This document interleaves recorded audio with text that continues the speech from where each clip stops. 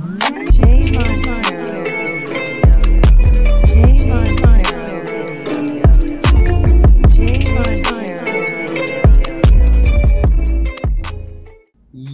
What's up? Good morning mga pre! Ito na pala yung ating part 2 ng ating mga mali, no? Mga mali nating mga nagagawa sa... Kaya hindi tayo makagaling-galing, no? Hindi tayo maka-recover or maka-alis dyan sa mga pakiramdam na yan, no? Kasi meron tayong mga gawi, mga maling pag-iisip, no? Na pinaniniwalaan natin na yun ang tama, no? Although ito kasi is based sa aking mga karanasan, no? May kinuha na naman ako ng mga idea, pero talagang sapul ako dito, no? Ito kasi ako dati, no? Ito yung mga ginagawa ko noon, kaya matagal eh. Although 2021 ba yan? 21 yung nag-start ako mag-share sa inyo. Ito may mga nararamdaman pa ako noon. Meron akong vlog dyan, nagpanic pa ako eh. Kung makabalikan nyo yun, no? Ito akong makahinga. Siguro tuloy-tuloy yung pagsasalita ko, no? Minsan kinakapos na ako huminga. So yun. So may mga mali talaga, may mga mali na ginagawa natin. So hindi naman natin sasabihin na perfect talaga ang paggalingin. Meron lang talagang kailangan tayong baguhin, no? Kaya like sinasabi sa inyo, changes, no? Changes sa lahat ng mga bagay na ginagawa nating, alam natin minsan nakakatulong, minsan hindi, minsan nagpapalala, di ba? So, kailangan natin malaman kung ano talaga yung dapat na response or maging ano natin, no? Paraan natin para makalabas na dyan, no? Makabalik na sa dating ikaw. So, yan. So, last time na i-vlog ko yung about sa takot, no? Sunod natin is yung kailangan muna ng katawan natin mag-heal. Minsan kasi wala na sa isip natin yun eh. Minsan nakakaramdam tayo ng ginhawa, no? So, okay yun okay yung pakiramdam na yun okay yung nalaman ko na yun Unti-unti na ako nakakabalik sa dating mga nagagawa ko dati na wala pa kapatid, nasa proseso ka pa lang, no? Although nakakaramdam ka man ng ginhawa ngayon, no? Siyempre, ang kailangan dyan is yung vlog ko anong nakaraan is yung consistency, no? Tuloy-tuloy dapat, no? Hindi yung dahil nakaramdam ka ng ginhawa is babalik ka na naman sa dating ikaw na mabisyo, walang alaga sa katawan, no? So, kailangan natin yung baguhin talaga siya. So, tanggalin na nga natin yun dahil yun na nagpaano sa atin, nagpahirap sa atin, no? So, itong mga sinasabi ko is para doon sa mga nagiging pabaya, no? So, hindi man natin masasabing perfecto talaga na dapat ganito, dapat ganyan. Dapat lang alam natin yun. Na kung may maramdaman ka man, okay lang yan, wala namang sa akin to. Naranasan ko dati pa naman to, hindi naman ako namatay. Yung mga kinakatakutan ko, baka mabaliw ako, hindi naman nagkatotoo. Tagal-tagal ko nung may ganito, okay lang naman, wala namang problema sa akin, di ba? Yun ang tapang na kailangan natin, kapatid, no? Kaalaman, tapang, meron kang sariling sa katawan mo, no, na binuo mo. Gaya ko, no? May mararamdaman ako, pero hindi talaga, baga automatic na yung katawan ko eh. Automatic na siya na may maramdaman ako. Wala na. hindi na siya. Ang layo-layo ko na dun sa dating kunti may maramdaman na talaga nagkukulong talaga ako sa kwarto. Ayoko na nung ganung pakaramdam, kakalma siya, no? Kasi inom ako ng kung ano-anong mga inumin para lang mapakalma yung sarili ko. Minsan ako, parang pinapagpag ko yung katawan ko, no? Ayoko nung ganung pakaramdam. Minsan bubuhat ako ng dumbbell para lang yung utak ko na mawala dun sa pag-iisip na yun, no? Pero yun nga, babalik siya, no? Yun yung mga mali ko dati, no? Pero ngayon wala na lang.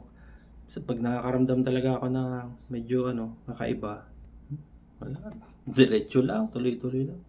Kasi nga alam ko na siya, alam na ng katawan ko na wala lang yun.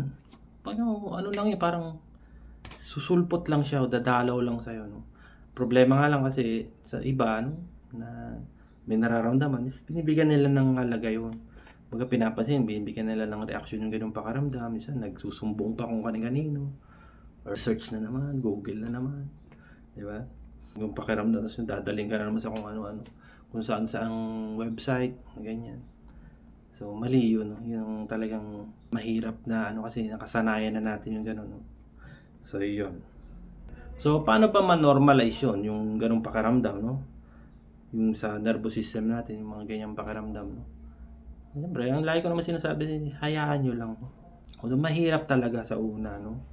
Pero kung nasasanay naman na kayo, no, na yung pakiramdam nyo na nakakabahan kayo, tapos ang bilis-bilis ng ano yun. Kailangan ng katawan natin ano yun, kumbaga ma-normalize nga. Kayang-kaya ng katawan natin yan, no? Gaya nung sa puso, no, minsan may nagsabi sa akin na lagi daw siya kinakabahan, tapos ang lakas-lakas daw ng tibok ng puso niya, no? Sabi ko, ang puso kasi natin parang rubber yan eh. Parang rubber siya na kaya niya yung ganung kaba mo. Kahit tumakbo ka dyan eh. Tapos yung kabog ng puso mo, hindi naman yun parang puputok eh. Kasi nga, hanggang doon lang siya. Kung maisagad naman yung tibok niya na malakas talaga, yun talaga siya eh. Yun ang trabaho niya, mag-pump ng dugo. Tumibok, yun ang kailangan talaga niya eh. So, tumibok. Okay nga yun eh. At least, alam mo na tumitibok yung puso mo, na normal yun. Iba kasi natatakot dahil nga dun sa kaba nila, tsaka sa kabog ng dibdib nila, no? Bilis ng tibok ng puso. Natakot sila sa ganun.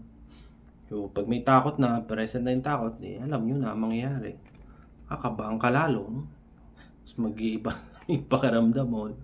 So, kakapusing ka, tumatunuyo yung lalamunan mo, may hilo ka, may tatakbo na naman sa isip mo na kung ano-ano. Tapos mananakit yung likod mo, no? Sakit ng dibdib. Yung parang magkakadugtong yan. Kasi nga, hindi mo kayang mapakalma yun eh. Kasi nga natatakot ka. Hanggat natatakot ka, is tuloy-tuloy lang yun. Pero sabi ko nga sa inyo, adrenaline may may limit naman yan, no? Pakalma yung sarili mo. Unom kang tubig. Sa kalma. Sumupo ka. Mamaya-maya, okay na yan. Para ka lang din tumakbo nun eh. Di ba, yung takbo na, napatakbo ka. Hindi naman kagad yan. Pag hinto mo, hinto na rin kagad yun. Mabagal na ulit. Hindi kakalma muna yun. Dahan-dahan. Hanggang sa bumalik siya sa, Parang mga kwento ko, parang mga sinasabi ko is mga basic lang na, Kasi yan talaga yun eh. Yan talaga ang bukas ng isip nyo na, yung mga ganitong bagay pala is normal lang pala yun. Okay lang pala yun. So yun nga, hindi na natin kailangan bigyan ng attention yun. No? Although, mahirap talaga. Wala, yun talaga yung ng katawan natin. No? Yung paraan niya, no? Para magpakalma ng sarili niya. Magpakalma sa mismong katawan natin. No? Kakalma yan. So, may kakayahan kasi ang katawan natin, kapatid, no? Na magpagaling ng sarili niya. No? Gaya nun sa sugat, diba? Sabi ko sa inyo, sa sugat, gagaling naman yan eh. Problema nga lang is kinukutkot natin siya, no? Pinaglalaruan natin, kung ano-anong nilalagay natin, no? Minsan magtataka kayo, ang tagal gumaling ng sugat nyo. Paano lagi yung nilalaro or tinitingnan o mga kahit hindi nyo yan, kapatid, gagaling yan. Parang sa nervous system din natin, no? Ang problema nga lang is hindi natin siya alam, no? Hindi natin maintindihan kung bakit nagkakaroon ng ganito, mga ganyang pakiramdam, no? Mga kaguluhan ng isip, no? Hindi natin kasi naintindihan pa eh. Pero kung magigets nyo na, maintindihan nyo na kung ano nangyari, magsasubside na yan, kapatid. Magagaling na yan. Although hindi man sa madalian, hindi man sa kasi sabi ko nga sa inyo, ang anxiety na nangyari sa inyo ngayon, kaya siya naging disorder dahil na rin dun sa mga dati nyo pang mga stress, mga trauma, mga kung ano mga nangyari sa inyo noon na nagpatong-patong na yung mga stress nyo sa buhay, no? Sabi ko nga sa inyo, yung tubig, no? Kahit sabihin natin ayun sa baso, di ba? Pag patak-patak lang, mapupuno yan eh. Parang ganun lang din sa katawan. So, hindi naman agaran, mabilisan ng paggaling. Kaya sa atin, no, mga hindi naman tayo nagagamot, no? Siyempre, may katagalan talaga. Aminado naman talaga ako doon. Wala naman talagang paggaling na, pag uminom ka nito, bukas okay ka na. Hindi ganun eh. Kailangan mo na niya ma-establish, ma-normalize yung sarili mo, no? Bilang nakakaranas ka, no? Sunod natin is yung sinasarili, kapatid, no? Mali din to eh. Sinasarili mo lahat, no? Hindi mo sinasabi sa iba, hindi mo sinasabi na mayroon ka nararamdaman na ganito, no? Sarili mo lang. Diba? Sabi ko nga sa inyo. Ako, nararamdaman ko talaga ito noon. Pero, sinarili ko lang din eh. Huwag niyo akong gagayahin. Sabi ko nga sa inyo, dati yung mga kwento-kwento ko, no, na wala naman akong kinausap. Wala naman ako. Basta sarili ko lang. Parang umanap lang ako ng solusyon para dun sa sarili ko. No? Sa mga nararamdaman ko na sobrang dami. No? Ano kayong solusyon dito? Wala naman akong pera pampa-psychiatrist, pero kung meron, talaga lalapit na rin ako nun. Kasi nga hindi na talaga ano eh.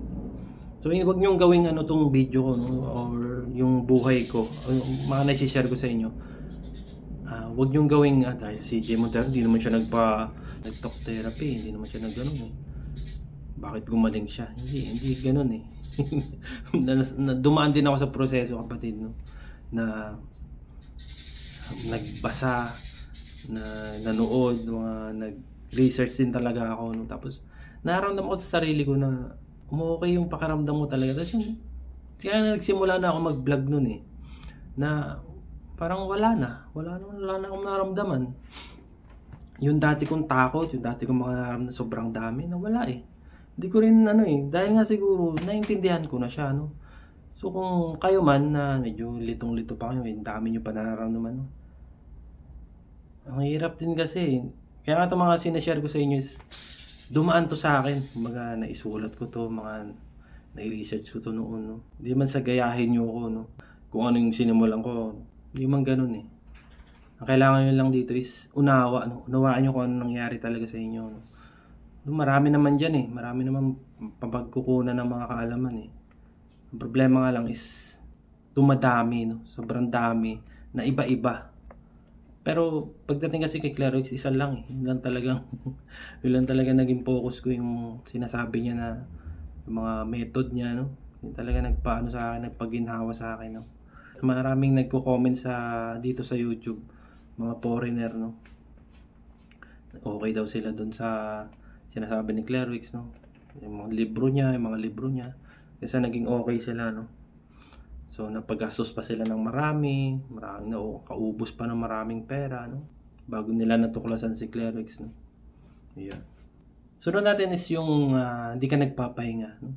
Sabi ko nga sa inyo, kailangan na muna natin mapagaling. Hayaan natin katawan natin gumaling. Ang problema lang is tuloy-tuloy ka pa rin sa mga ginagawa mo, no? Kaya nung kinuwento ko nung last na no, yung nag-stop siya sa trabaho, no? Para pagalingin muna yung sarili niya. Okay naman yun, kapatid, no? Baga pinagbigyan niya yung katawan niya na mag-heal ka muna. Medyo stress ka na eh. Stress na yung katawan mo sa mga ganito. So, dahil nga siguro nagkaroon siya ng anxiety disorder, na maagang bumukas yung isip niya, ito kasi nagpapa-stress sa akin, so stop ko muna. Papahinga muna ako. Yung mga ganun ba? So, nasa sa inyo pa rin yun, no? Desisyon nyo yun, kapatid.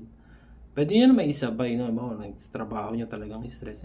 Iwas muna, no? Iwasan nyo muna yung mga ganong nagpapa-stress sa inyo. Pero nasa pag-ano nyo na rin yun. Pag-handle nyo, kapatid, no? Hindi naman pwede. Gaya nung iba, sila lang daw yung nagtatrabaho sa pamilya. Tapos ganun pa yung nararamdaman nila, no?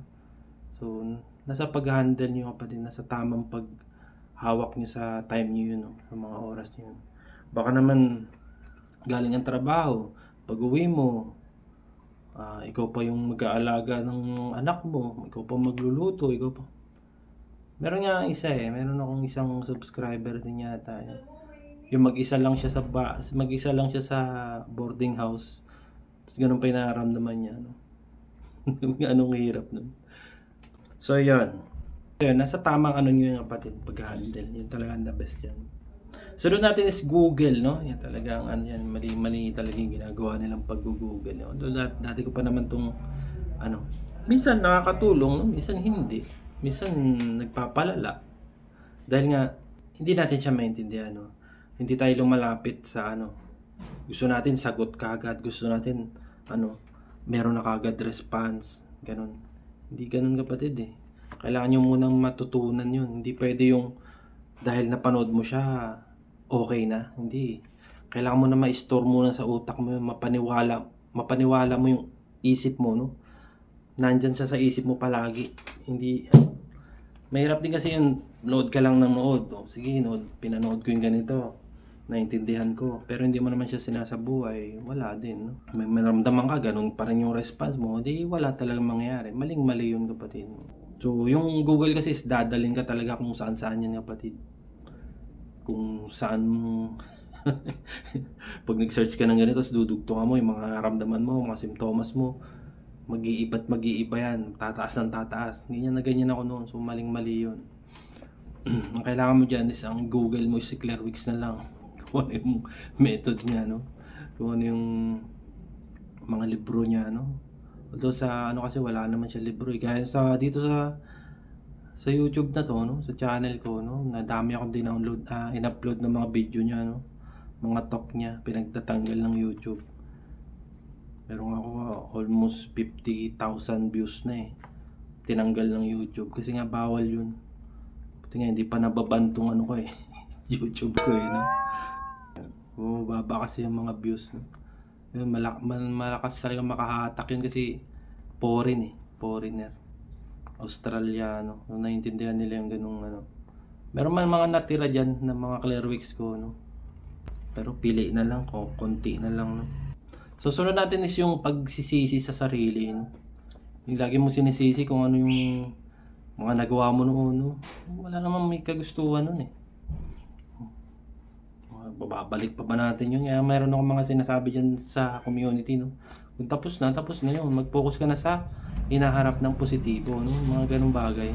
Kasi hanggat bumabalik pa sa isip mo yun, yung mga nakaraan na yun, wala, hindi ka talaga gagaling, hindi ka mag-move, hindi ka mag-grow. Kung ganun yung nasa isip mo, nandun ka pa rin naiwan ka pa rin dun sa mga nakaraan mo, no?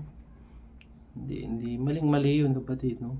Kailangan natin din mag-focus sa hinaharap ng positibo. Hindi pwede yung dahil bakit yung nakaraan mo yun, babalik-balikan mo yung isip. So, baka yun pa nga yung naging dahilan ng ano mo, no? Kaya ka umabot sa ganyan na sobrang dami yun. Kumbaga, sobrang hirap na yung nararamdaman mo ngayon, no? Wala, mahirapan ka lalo, kapatid, no? So, ang kailangan natin dyan is mag-focus na tayo dun sa future, no? Sa mga mabubuting bagay, mga gandang bagay. Ito yung last, no? Yung hindi ka gumagalaw, no? Maling-mali yan, kapatid, no? Dahil nga minaramdaman ka ngayon, wala, nandiyan ka na, nagkukulong ka na lang din sa kwarto. Ganyan din ako noon, no? Kaya kong mahiga maghapon. Yung talent ko, no? Kaya kong maupo, kaya kong humiga sa sopa maghapon. Yan ang talent ko, no? Noon. Di ba? So, maling-mali yung, kapatid. Baga, ano, kung sabihin natin nanonood ka, nanonood ka ng mga video about sa anxiety, no? Pero galaw-galaw ka din, kapatid, no? Although ako nga kasi dati, naka-headset lang ako eh. Nakikinig ako ng mga talk ni Claire Wicks, no? Yan talaga. Pero gumagalaw ako, naglalaba, kung ano-ano mong pinagagawa ko. Na